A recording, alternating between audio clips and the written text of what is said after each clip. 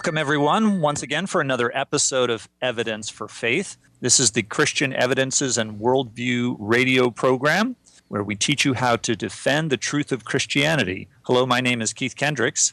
Hi, I'm Kirk Hastings. It looks like we may be getting some more radio stations here soon. Oh, so wow. That is some good news. Yeah. We will let everybody in on that as things develop. You can check us out on evidenceforfaith.com. That's evidence, the number 4, faith.com.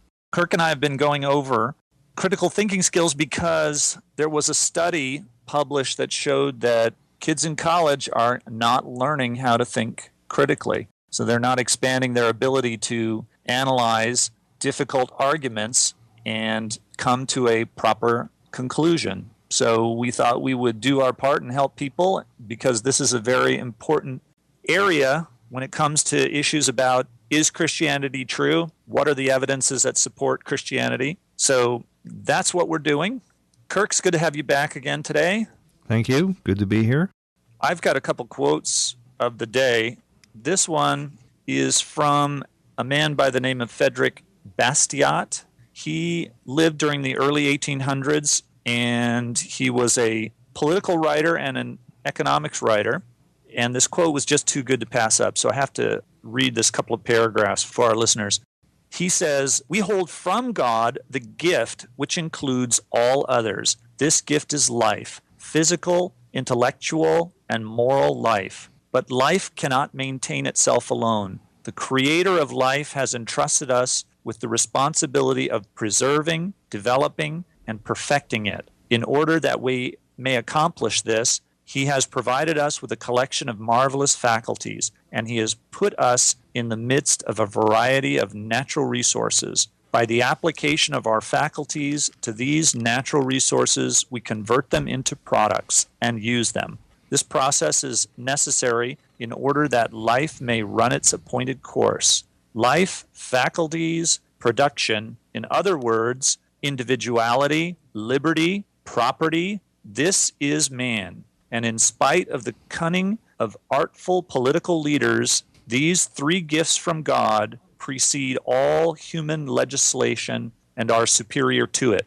Life, liberty, and property do not exist because men have made laws. On the contrary, it was the fact that life, liberty, and property existed beforehand that caused men to make laws in the first place." How do you like that? Interesting, especially the part about the politicians trying to take this stuff away. Yeah. Yeah, that's good. I think I'm going to pull some more quotes from his little book for future shows. And he said this almost, 200 years ago? Yep, almost 200 years ago. Things haven't changed much, have they? No, that's true. Well, this is another quote. This is from Alan Sandage on design. It's from his book, A Scientist Reflects on Religious Belief. So he says, "The world is too complicated in all its parts and interconnections to be due to chance alone. I am convinced that the existence of life, with all its order in each of its organisms, is simply too well put together. Each part of a living thing depends on all its other parts to function. How does each part know? How is each part specified at conception? The more one learns of biochemistry, the more unbelievable it becomes unless there is some type of organizing principle and architect for believers." Alan Sandage, so another Christian scientist. All right. Well, we don't have any headline news to share, but Kirk and I had a great experience. We got a chance to debate a couple of atheists. These were the two atheists that we had debated live on the show a couple months back. So we went on their podcast and recorded a show for them. And we had a discussion, kind of an informal debate, open dialogue about whether Christianity was true or not. Given the fact that God existed, why should someone become a Christian? So it was a great experience. And although it did last a long time, didn't it, Kirk? It lasted a lot longer than we had agreed to. We were supposed to only talk for an hour and a half, but they really kept us on the line. It was over 2 hours. They, at the time, was up. They wanted to keep going. They had a lot of stuff that they wanted to try and throw at us. So I think we defended that pretty well. But it was good. We started out with the Kalam argument, and it was something that we had left off at the end of our last debate and hadn't really gotten a chance to go into in depth. So we ran over the Kalam argument, which shows that because there's a beginning to the universe, there must be a cause, there must be a supernatural cause outside of nature. And they tried several ways to refute that and really weren't able to do it. They just basically said that they weren't going to accept that anything exists outside of nature. So even some of the ideas that we brought up, propositions, numbers, those kinds of things, they just simply refuse to believe that anything exists outside of nature. So it puts them in this kind of bind where they have to explain nature with nature. So it's almost like trying to explain all of my own actions, including my own birth. How do I explain my own birth as one of my actions? How did you create yourself? Exactly. How did you get yourself started? They're on an absolutely hopeless quest to try to find some natural explanation. And, so they just basically had to ignore the Kalam argument, which is a tightly woven logical argument that shows that it is logically necessary that there must be something outside of nature that got it started. Of course, you've probably mentioned before that one of the major proponents of that argument today is William Lane Craig, who does an excellent job of laying that out. Yep. In fact, that's who I got that from. He was one of my professors at Biola. Oh, that must have been really interesting. Oh, yeah. Fabulous guy. Yeah. Fabulous his guy. Books are amazing. I've read a couple of them. Mm-hmm. Yep. Some of them, I've been reading one of his for the past 7 years because it's 700 pages and it's densely packed philosophy in it. Wow. It takes a long time. So I keep putting it aside. I haven't tried to tackle his scholarly books. I go after his popular books. Yes. Oh, they're really good. That are a little easier for the layperson to understand. Do you have his latest one, On Guard? No, I don't have that one yet. Okay. Well, he goes over the Kalam argument in that one. So that's a really good. I don't have it yet either, but it's out there for people to get. I recommend it highly. Yes. And I'll be going with Dr. Craig to Israel in a couple of months. So really, yeah, that's going to be a lot of fun. So I'll have lots to report on. Can I stow away in your suitcase? Sure, why not?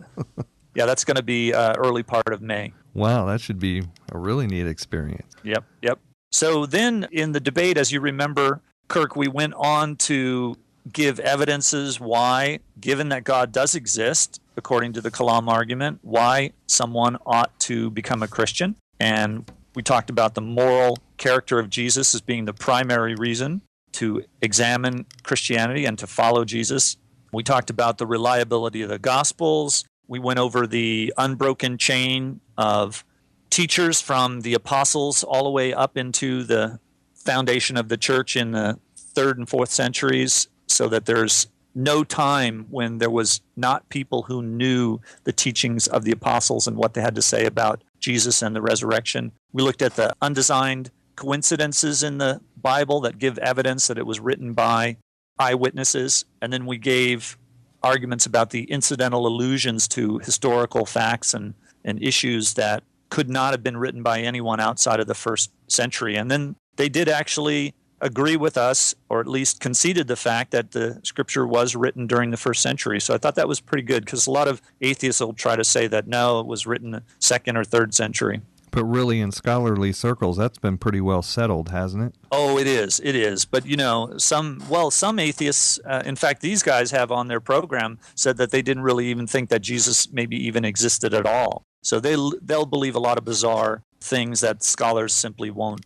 that's agree basically, to, even the critical scholars. Yeah. Well, that kind of stuff is basically, you might hear that on TV or, some TV show or something, but really, when you're talking about scholarly circles where these guys are really serious about what they're studying and they use scholarly methods and stuff, the idea that Jesus didn't exist, they'll laugh their heads off if you even suggest that. Right. That's pretty much been proved. Absolutely. In fact, we went over 12 of the facts that are agreed upon by all of the scholars, including critical scholars, the 12 facts that have to deal with the resurrection, and that there's no naturalistic explanation for those 12 facts.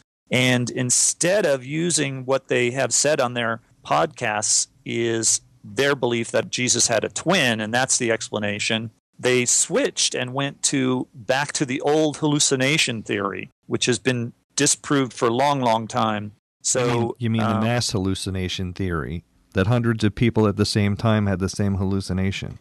Right. That's right. And even individuals later. I mean, the men on the road to Emmaus and on and on. Yeah. All those multiple sightings where they were all hallucinations, including group hallucinations. So these guys must have all been sniffing the same stuff, huh? Yeah, something like that. Somebody was having a party back in the first century there. And of course, it really just doesn't add up. So what they said at the end was that they just simply wouldn't accept any non-naturalistic explanation for the facts, that they had to come up with some kind of a naturalistic explanation, which went against what the discussion was all about, which was, given that God exists, why not believe in Christianity? So they just fell back on their faith in the religion of atheism, and that there's nothing outside of nature. So right. So it was a good chance to give lots of good arguments for Christianity, and unfortunately they stuck to their guns, but that wasn't surprising. We were expecting that they would. No, I wasn't expecting any sudden conversions or anything. No. Let's see, I've got a listener email. I like to go over some of the emails that we get sent in. This one is from an atheist, and we've talked to him in the past. His first name is Park, so we've covered one of his letters in the past, but this one that he wrote was much more condescending, very smug, and really didn't want to talk issues, didn't want to talk evidences, but demanded to know what was going on psychologically with us, what was going on mentally, that we couldn't simply accept the fact of evolution. So I wrote a brief answer to him that says, Park, your email is such a mixture of ad hominem, hasty generalizations, non sequiturs, and other fallacious thinking that I'm not sure if you're really serious or just very sarcastic. If you want to try to get inside the mind of someone, I suggest that you set aside your biases and actually examine the evidence for their position instead of sweeping it aside. But perhaps it gives you comfort to believe the way you do. Now, I said that, even though that's a fallacious argument, I said that because it's a repeat of what he happened to say. It's blaming somebody's psychology on why they believe what they do instead of actually addressing the issues. And then I said, it certainly is less work. If you are truly serious, email me back when you can explain even a single evidence for intelligent design in a cogent fashion, in a way that a supporter would. Then I'll know that you actually understand it. Regards. So put up or shut up, basically. That's an interesting way to argue, to tell the other person, okay, you take my position and tell me why you think we believe what we believe, and then we'll know that you understand the position other than your own. That's right. And that's part of these critical thinking skills that we're discussing, that we have been discussing for the past couple of weeks. You are listening to Evidence for Faith. I'm Keith Kendricks. And I'm Kirk Hastings. And this is the Evidence and Worldview radio show that defends Christianity. You can find us on evidenceforfaith.com, evidence4faith.com. You can listen to our previous shows about critical thinking skills. And really, Park's letter was a real example of just fallacies. I mentioned several of them when I wrote back to him, and several of them we've discussed in the past. In last week's show, we left off with the post hoc fallacy. Do you remember that one, Kirk? Yes. That's the one where if you have a correlation between two things, it's false to think that one caused the other. Sure. So, for example, the big one these days is global warming. Right. Their big argument is that carbon dioxide is rising, and as carbon dioxide rises, temperature of the earth also rises. And that, therefore, is proof that carbon dioxide causes the earth to warm up, and we should stop polluting, stop breathing out, I guess, stop producing carbon dioxide. And isn't part of the argument that they feel that most of the carbon dioxide is coming from our vehicles and things like that? Right. It's man-made, from industry, from vehicles.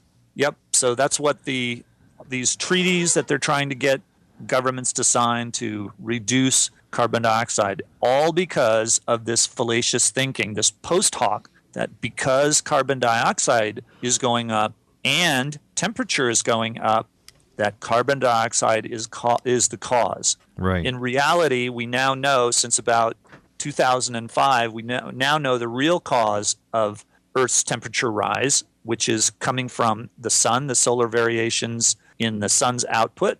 And that causes the oceans to warm up, and the oceans release carbon dioxide. So it's actually the opposite.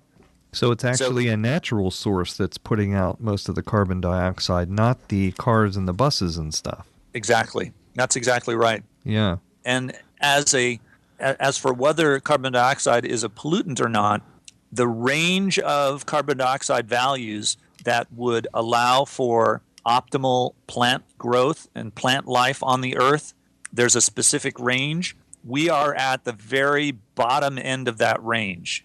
So actually, plant life struggles to stay alive because it's near where the atmosphere has about as little carbon dioxide in it as is necessary. If it got lower, we'd actually have problems with a lot of plants dying. Wow. That's interesting. Yeah, so it seems like it would be much better for the Earth to have much more carbon dioxide. Then, of course, the question of, does it cause greenhouse effects? It appears that it might, but it's at far greater amounts than is current, and far greater amounts than would be good for plant life too. So, wow, that's interesting. There's a perfect example of post hoc. Just because two things are happening at the same time doesn't mean one is causing the other. Exactly right. Here's an example that a Christian might use. If I say to you, hey, Kirk, Joe got saved last week. Now he's a changed man. Okay? We got two things going on, right? Mm-hmm. He said he got saved, and he's a different person. Does one necessarily follow from the other? Doesn't have to. No, it doesn't have to. So that's right. It could, but you have to be careful when you make these arguments. It doesn't mean just because someone changes their behavior doesn't mean they got saved. Right. So you do have to be careful. It's better. How would you know? Well, you'd look at, people's lifetime or over a long period of time. Let's put it that way. Right. And maybe look at somebody like Johnny Erickson Tada, who spent her whole life in ministry to the handicapped, mm-hmm. or Alexander Solzhenitsyn, or, any one of dozens of people we could name who've lived a changed life and really did have an encounter with Jesus Christ. Mm-hmm. Here's another example of a post hoc fallacy.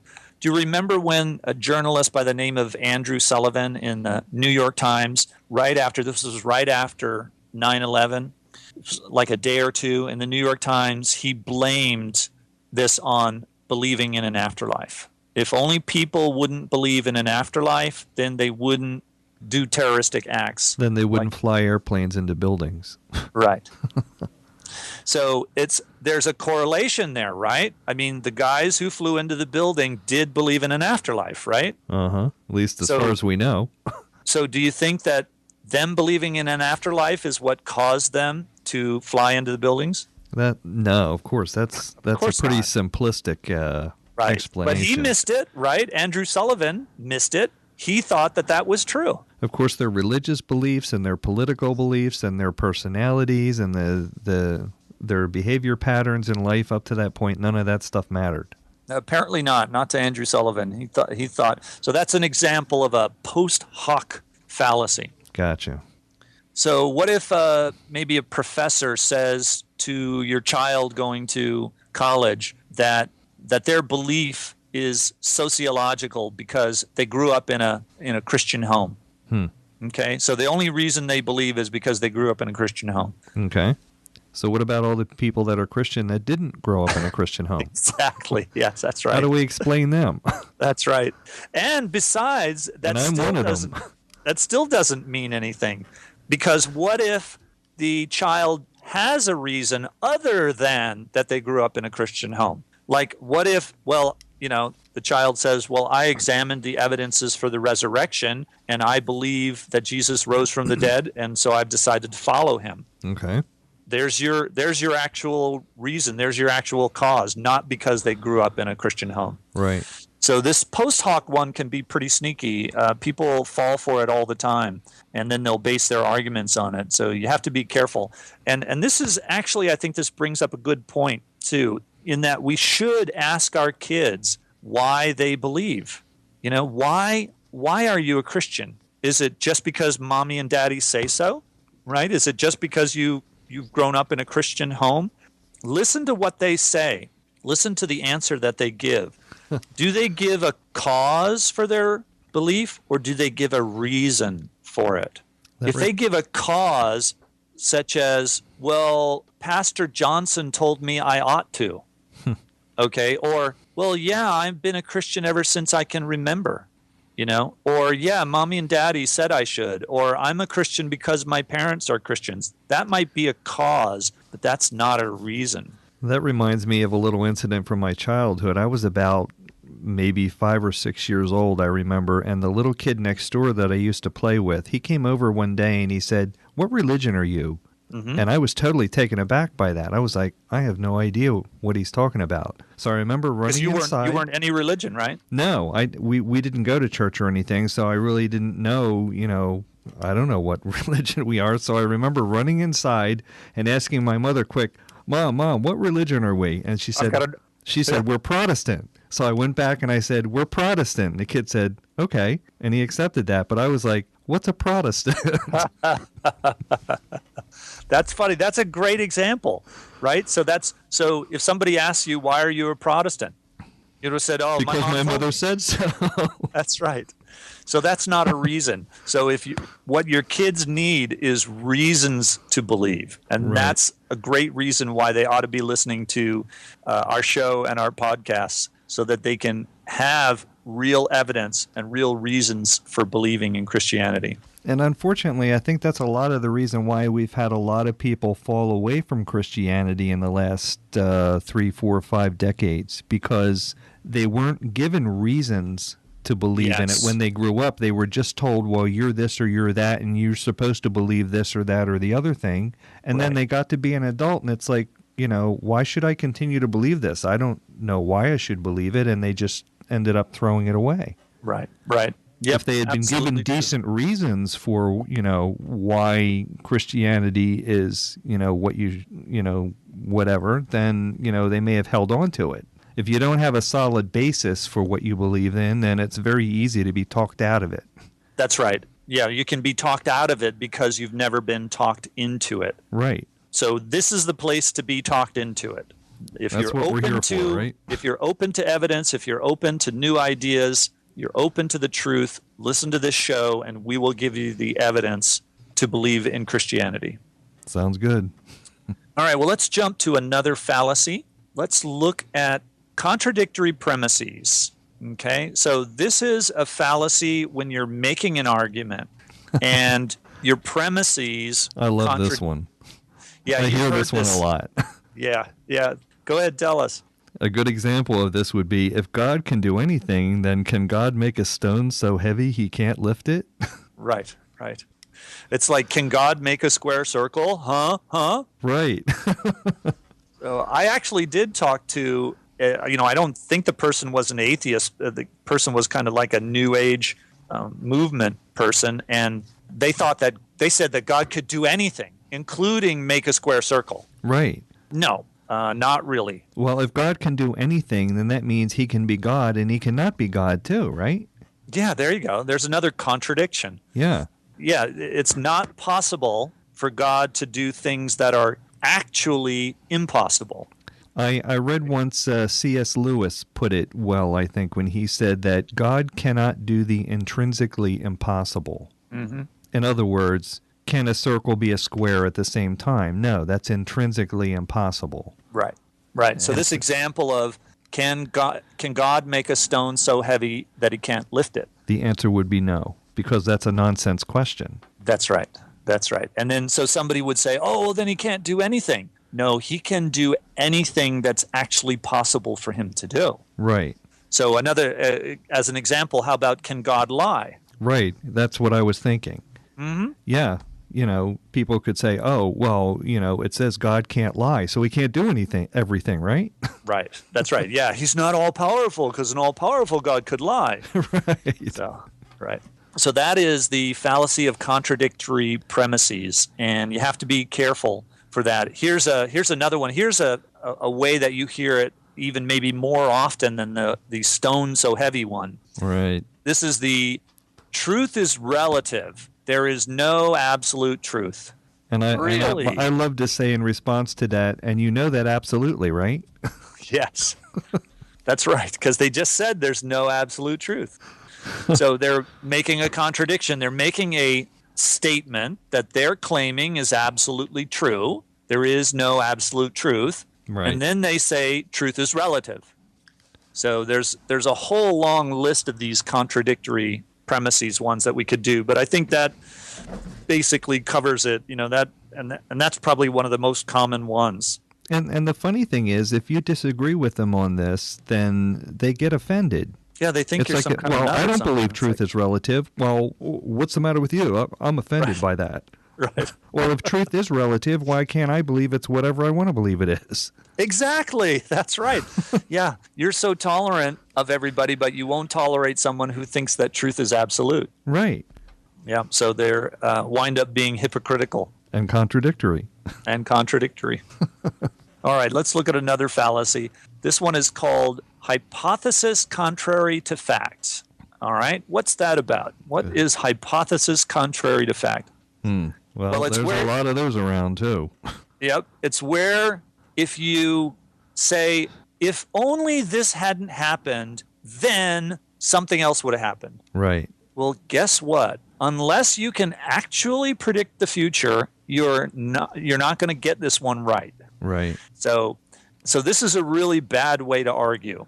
Well, for our critical thinking skills, don't use hypothesis contrary to fact. But we do this all the time, right? Oh, sure. My gosh, you see this on TV every night. Mm-hmm. Yeah, here's one. If Bush had not been elected, we would not have gone to war with Iraq. Really? Uh-huh. How does the person know that? Uh-huh. They have no idea. No. The president who was elected instead of Bush might very well have gone to war with Iraq. Sure. How about if you had not been raised in a Christian home, you would not be a Christian? Right.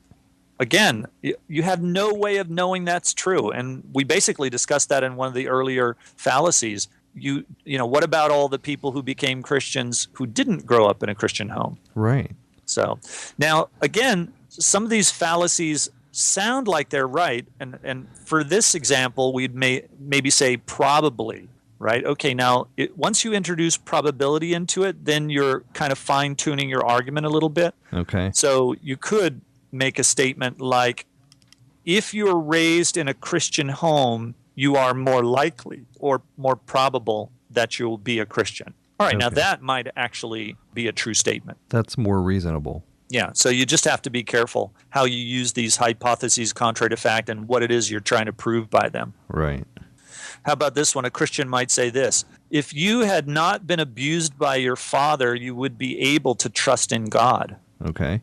All right. Well, again, I'm sorry, but you can't say that. That is just overreaching the evidence. There may be evidence that many, many atheists don't trust in God because they had an abnormal relationship with their father and they were abused or abandoned. And this has led to psychological problems so that they simply will not trust God for their salvation. But that Right. doesn't mean that every single person who is abused by their father is going to be an atheist. Right. So that is the fallacy of hypothesis contrary to fact. Well, if you're just joining us, you're listening to Evidence for Faith. I'm Keith Kendricks. I'm Kirk Hastings. You can email us at email@evidenceforfaith.com. That's evidence, the number 4, faith.com. All right, let's try another fallacy here. Boy, this one, do you think we heard this one a lot Wednesday night? How about ad hominem? Oh, yeah. We heard a bit of that. Yeah, quite a bit of it, actually. Uh-huh. This is to the man. This is poisoning the well. Actually, poisoning the well could be counted as a separate fallacy sometimes, but it's attacking the person instead of the argument. Right. Do you remember what Leighton had to say about one of the archaeologists, Dr. Wood? Wow, it was nothing but an ad hominem argument. That was Bryant Wood? Yeah, Bryant Wood. Right. Dr. Wood. Right. He just basically laughed at his ideas and gave only a single evidence against one of his ideas, which was that a carbon dating that was off by 150 years, which seems to me well within the range of accuracy. Since when you're talking about thousands of years, that's 150 years isn't that much. Yeah, exactly. Or millions of years. So that was his only actual statement, only actual evidence against what he had to say. The rest of it was total ad hominem attacks against this man. Yes, and they seem to have a problem with one of the archaeologists that I quoted because he said, well, that guy's been dead for 40 years. It's like, okay. Yeah, there you go. Oh, so really? I guess since he's been dead for 40 years, that means automatically everything he said while he was alive is untrue. Right. Yep. Okay. Yeah, and he was after archaeologists that I quoted when I was talking about the evidence for Joseph in Egypt, and who's a Russian archaeologist, and it wasn't Dr. Wood. He seemed to think it was Dr. Wood, but it wasn't. It was totally different guy. I know Dr. Wood. I've met him a couple of times. Totally different person. They were actually this other Russian archaeologist. Okay. So that was pretty funny. Now, I seem to recall, too, that they had a problem with the couple of people that we used for sources because, like a couple of the archaeologists, because they said, well, they believe that the Bible is inerrant. Therefore, that means as archaeologists, we can't trust anything they say. Yeah, exactly. Now, we could have turned that around and said, well, okay, you guys are atheists. Then does that mean, since everything you say supports atheism, does that mean we can't believe anything you say? Exactly right. Exactly good. Good. Yeah. A good example of critical thinking. Yep. How about this for an ad hominem attack? We shouldn't believe in evolution. After all, Darwin believed monkeys can turn into men. Okay? See, that's something that a Christian might say. But that's an ad hominem attack. You're appealing to something unpleasant that you think about Darwin. You know, Darwin believed something crazy. You can't believe anything he says. Right. Or you could have just as easily have said, oh, I don't believe anything that guy said because he had a mole on his nose. Yeah, exactly. Any kind of argument to the man, right, to the person, instead of dealing with the issues that he's talking about. Right. There's a lot of that kind of arguing that goes on in politics today. Oh, absolutely. If you don't agree with what, your political opponent says, then go after him, try to find a scandal in his life or whatever to, undermine his credibility. Right. That's right. Yeah, you see that all the time. And the poisoning the well is a variation of this where you do this ahead of time. So you're going to have a debate and you get to go first. So then you introduce your opponent and you say, now you're going to hear from, Assemblyman Bill Smith, that liar. Okay. So that's poisoning the well because now Bill Smith's got to get up there and say something and everyone thinks he's a liar. So it's called poisoning the well, where beforehand you threw something in the well so that now anybody who tries to drink from this well thinks they're going to get poisoned. So they don't want to. Once the other guy stands up and he tries to say, I'm not a liar. I'm not a liar. Right. He sounds like he's just being defensive or covering up or whatever. Yep. So that's an ad hominem argument ahead of the person speaking. Right. So that's it's called poisoning the well ahead of time. Exactly. All right. Let's see. How about another one? How about stigma words? This one we get all the time in the arguments between theists and atheists. Oh, I like to write letters into the newspaper about things every once in a while, and then I get people writing in response, and I get called all kinds of things. Mm-hmm. Yeah, this is where they'll use really loaded terms. Right. Okay? Yep. So, like fundamentalist, saying somebody only believes something dogmatically, claiming that you have blind faith, right? So all these terms are used to stigmatize you. Right. They have pejorative or negative connotations, and so they want to label you. Basically, that's what they're trying to do, is label you. Yeah. Of course, some of the famous ones are you're intolerant, you're prejudiced, you're a bigot, you're a homophobe, you're et cetera, et cetera, et cetera.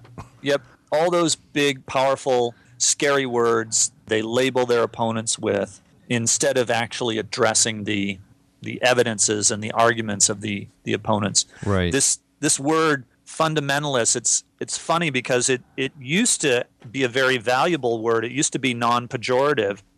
It's kind of like, have you heard the derivation of the word radical? No. If you're a radical, okay, that's bad, right? Right. Well, radical comes from the word for root, okay, like a radish, right? A root. So a radical really originally meant somebody who's getting to the root of the problem. Okay. Somebody who's, getting down to the grassroots. Somebody's getting to the real issues. Right. That became, but then of course it was used in a pejorative means. So now you're that nasty radical.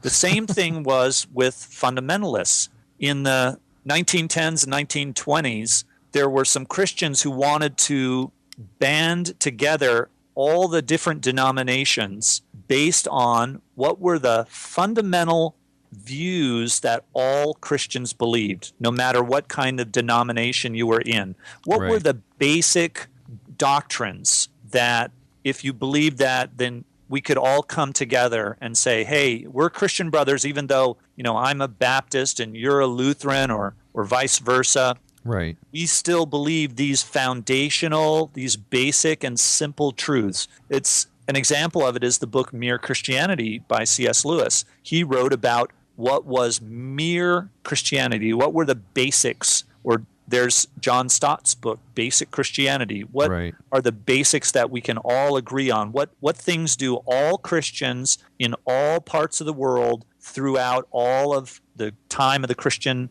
church, what have we all agreed on is Christianity? And that was the fundamentals. So they wrote a series of essays and had them published, and they were bound together in a book called The Fundamentals.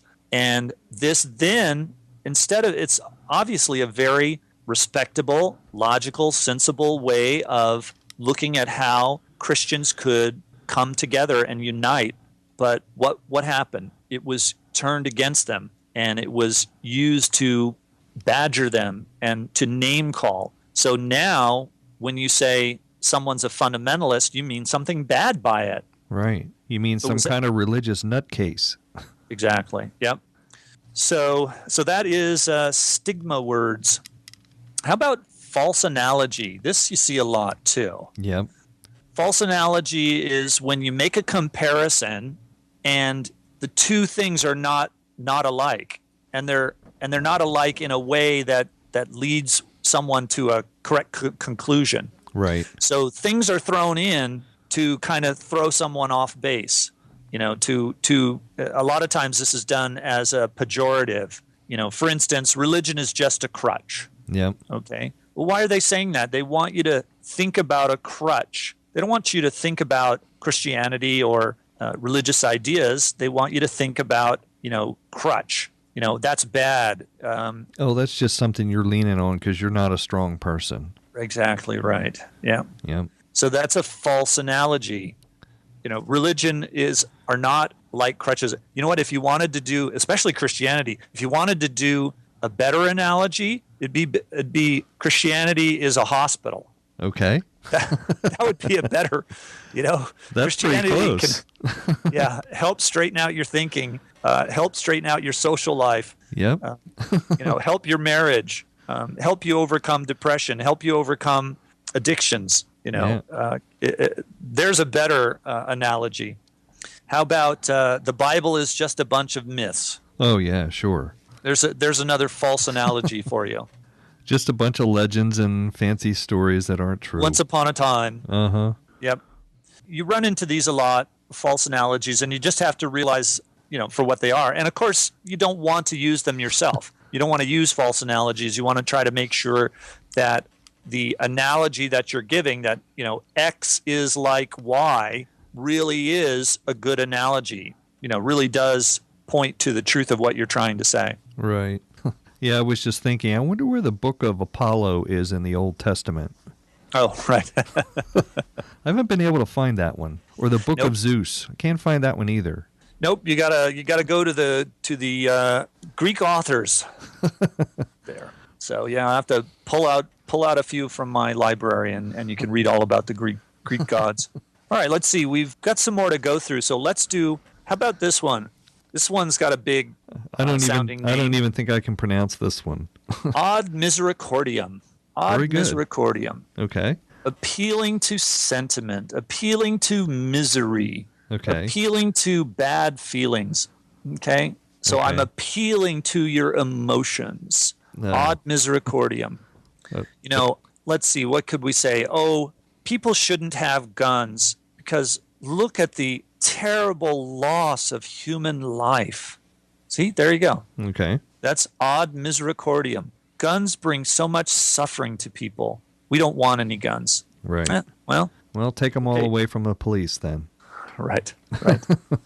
How about something a Christian might say? I would never send anyone to hell, and God is surely kinder than I am. So I don't believe in hell either.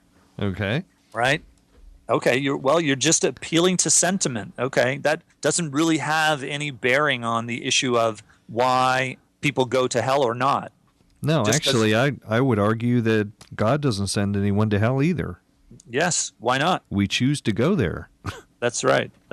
Hell is where God is not. Right. So if you reject God, that's the only other place you have left. Sorry.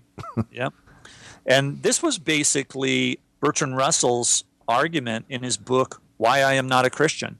It all stemmed around that he didn't like the idea of hell. He didn't think it was a nice doctrine. So he didn't want to be a Christian because... Well, it's not particularly nice, but unfortunately it's true. Right. And you know what? The fact that it's not nice, that goes along with one of the fallacies that we talked about before, which was the post hoc fallacy. Some people will say that Christianity is just wish fulfillment, right? Right. They know they become happier when they're Christians, and so they're just fulfilling their wishes. But really, a lot of things about Christianity are not that nice. No. We run the risk of going to hell, for one thing. Right. So, and we have to admit that we're sinners in order to seek forgiveness from God for it. That's right. You have to obey the law of Christ, love one another. These things are not terribly easy. You have to love your enemies. Absolutely. Yeah, if we were coming up with wish fulfillment, we could have done a better job than that. Exactly. There are some Eastern religions that are put you in much more of a happy place. Yeah, nirvana. Nirvana, exactly. And reincarnation. Hey, anything I do wrong, I get to go over. No problem. Yeah, I get another chance to do it again. Exactly. I like that one.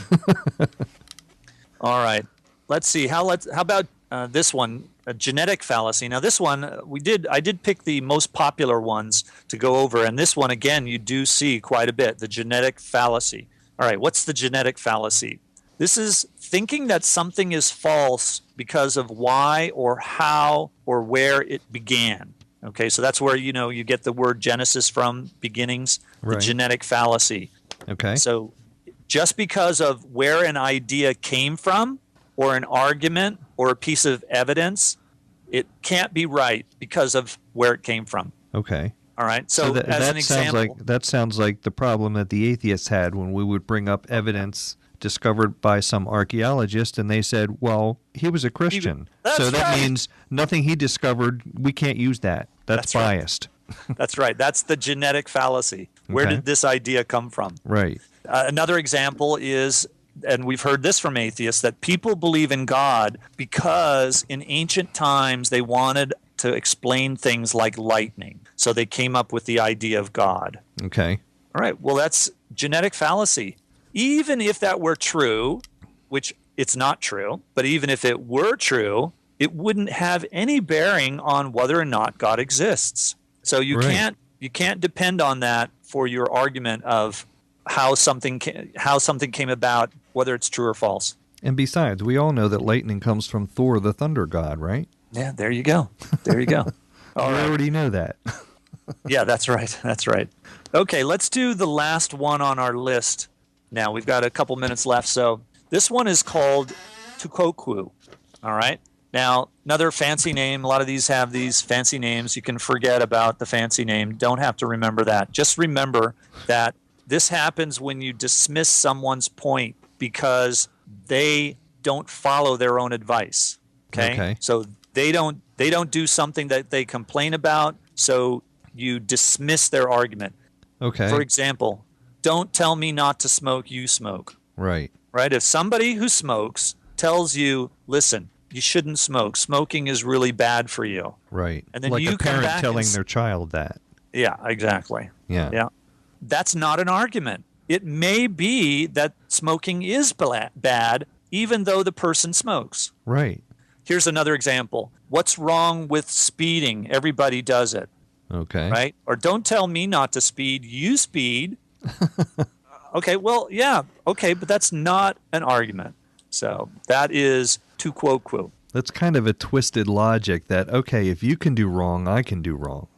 Exactly right. Yeah, that's right. So that is bad thinking skills. Well, we hope that everyone enjoyed the lesson on logical fallacies today. Next week, we're going to get into what makes an argument good or bad, and what kinds of reasons do people have for believing something rather than another thing.